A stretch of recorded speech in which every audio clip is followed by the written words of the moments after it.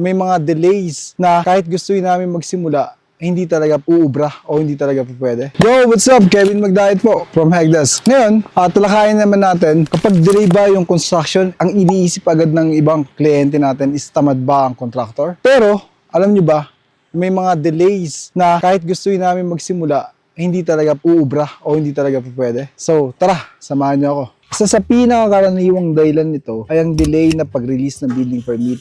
Kapag wala pang approved permit, hindi pwedeng basta-basta na lang tayo maghuhukay, magtayo o magsimula ng major construction. Pag pinilit natin, pwede pang ma-penalize ang project o kaya mapatigil ito o mas lumaki pa ang problema. Habang hinihintay ang permit, tuloy pa rin ang ginagawa namin sa likod ng eksena, inayos ang requirements, nakikipag-coordinate sa iba't ibang opisina at pinaplano ang mga susunod na mga hakbang para paglabas ng permit, handa nang umarangkada ang project. Parang nasa drive-thru ka lang. Kahit gaano kabilis magbusina, hindi bibilis ang order mo kung hindi pa ito talaga handa.